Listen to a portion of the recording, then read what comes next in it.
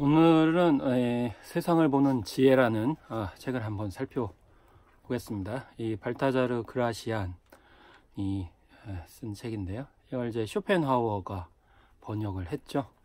그래서 옛날부터 암묵적으로 많은 사람들이 읽어온 책인데, 그 중에 한 대목을 읽어보겠습니다. 자신에게 만족하지 마라. 매사에 있어 늘 자신에게 만족했던 철학자 디오게네스는 죽을 때 이 자신 안에 모든 것을 갖고 있었다.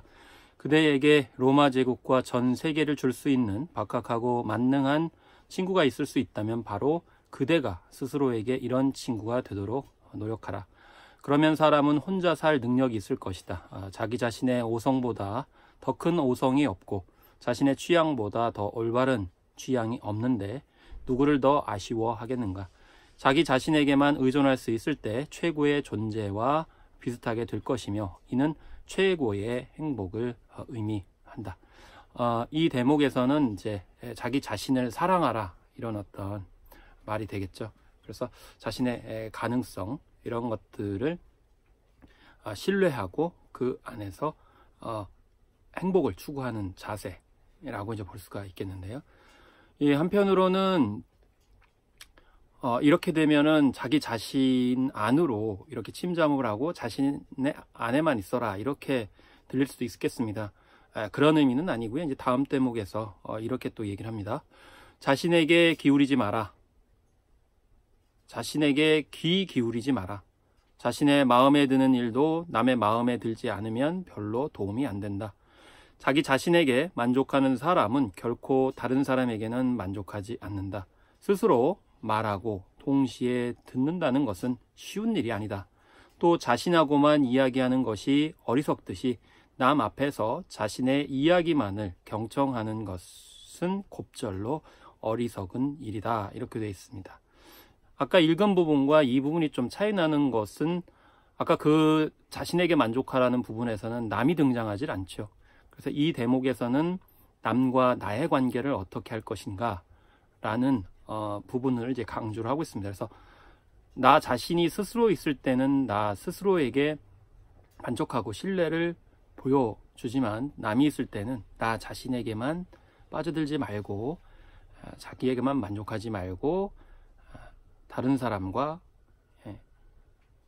경청을 하고 이야기를 나누는 것이 이제 필요하다, 이렇게 이제 보는 거죠. 또 더 나아가서 좀 세계를 넓혀보겠습니다. 또 이런 대목이 있는데요. 사물을 내버려 두라. 인생을 엮어가는 데는 열정의 소용돌이에 부딪히곤 한다. 그럴 때는 여울이 있는 안전한 항구에 머무는 것이 지혜다. 의사는 처방할 줄 아는 만큼이나 처방을 안 하고도 치료하는 방법을 알 수가 있다. 때로는 수단을 이용하지 않고 일을 처리하는 것도 수완이다. 대중의 소용돌이 속에서 조용히 있으려면 양손을 뒤로 제치고 스스로를 가라앉게 하라. 제때에 양보하는 것이 결국은 승리다. 샘물이 작은 교란으로 흐려지면 거기에 무엇을 더 넣어야 맑아지는 것이 아니라 내버려 두어야 맑아진다. 반목과 혼란이 있을 때는 내버려 두는 것이 최선의 방법이다. 그러면 저절로 조용해질 것이다. 이것은 어떻게 보면 노장자서에서 얘기하는 무의자연관이 비슷하다는 개념을 이제 생각할 수 있는데요. 두 가지 지점이 있을 수 있겠죠. 하나는 사물의 본성에 맞춰 가지고 그의 성질을 연구해서 그에 맞게 행동하는 것이 필요하고요. 또 한편으로는 세상사 일이 내가 무엇인가 항상 개입을 하고 무엇인가 항상 행동한다고 그래가지고 해결이 되는 것만이 아니라 그렇지 않은 경우도 많기 때문에 그런 일종의 원리, 흐름, 이런 것을 통해서 적절한 시기에 들고 나가는 것을 파악을 해야 된다. 오히려 섣불리 나섰다가는 더 망치게 되고 자신뿐만 아니라 많은 사람들한테 피해를 줄 수 있다는 점을 이야기를 하고 있는 겁니다. 그 가운데에서 이제 봐야 될 게 타이밍, 때인데요. 그에 대해서는 이렇게 얘기하고 있습니다. 불행한 때를 알라. 그러한 때가 있기 마련이다. 그때는 아무 일도 잘 되지 않고 게임이 바뀌어도 재난은 계속된다. 매사가 지혜조차도 그 바뀌어 찾아오는 재앙 앞에 무릎을 꿇고 만다. 그리고 아무도 언제나 지혜롭지는 않다. 마치 편지를 잘 쓰는 일에도 그렇듯 옳게 생각하는 일에도 행운이 따른다. 모든 일의 완성은 시간의 주기에 달려 있다. 아름다움조차 영원히 지속되지 않는다. 마찬가지로 매사가 잘 안 되는 사람도 있다. 한편 어떤 사람들은 조금만 애를 써도 모든 것이 잘 된다. 이들에게는 모든 것이 준비되어 있기 때문이다. 정신은 집중되어 있고 기분은 최고이고 행운의 별은 빛나고 있다. 그때 자신의 이점을 강지하여 이를 조금이라도 놓쳐서는 안 된다. 그러나 생각이 깊은 사람은 사고 하나 때문에 어떤 날을 결정적으로 나쁘다고 하거나 또는 반대의 경우 좋다고 말하지는 않는다. 왜냐하면 전자는 조그마한 불은 후자는 우연한 행운에 불과할 수 있기 때문이다. 이렇게 이 얘기를 하고 있습니다. 그래서 시운이라는 그런 이제 한자 성어도 있는데요. 그래서 예를 들면 이제 시 같은 경우는 이제 시인들이 그런 표현을 합니다. 시가 나에게 왔다. 그리고 그 시를 내가 잡았을 뿐이다. 이렇게 얘기를 하거든요. 억지로 시를 쓴다고 그래가지고 좋은 시가 나오느냐? 그건 아닐 수도 있는 거죠. 그러니까 책상 앞에 있다고 그래가지고 무조건 작품이 잘 쓰이나? 그렇지 않을 수 있죠. 물론 작품을 쓰기 위해서는 앉아 있어야 되지만요. 그래서 시가 왔을 때, 작품이 왔을 때 잘 잡아서 잘 앉아서 쓰는 그런 타이밍이 굉장히 중요하다는 겁니다. 그렇지만 그 전에 그걸 잡으려면 준비가 되어 있어야 한다는 거죠.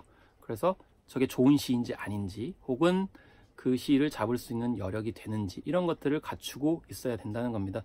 반드시 이제 문학 작품뿐만이 아니고 우리의 어떤 일상생활의 모든 일이 그냥 가만히 있다고 해도 노는 것이 아니고 언제나 어떤 일이 다가오기를 기다리면서 혹은 그 시점에 준비하여 뭔가를 잡아내기 위해서 기회를 잘 활용하기 위해서 멍 때리든지 쉬든지 준비를 하고 있는 그런 삶의 모습들을 발타자르 그라시안이 이제 얘기를 하고 있습니다. 어떻게 보면 이런 어떤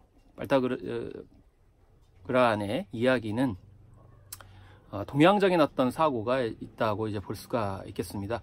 그래서 이 동양적인 관점에서 우리가 봤을 때는 굉장히 익숙한 개념이지만 한편으로 우리가 어떤 서구식 그런 사고의 어떤 생산성 관점에서 추동을 하다 보니까 많이 놓치고 있지는 않나 이런 생각이 들면서요. 한 번쯤 잃어버린 우리의 어떤 사고를 한 번쯤 생각해 볼 계기가 되지 않을까 싶습니다.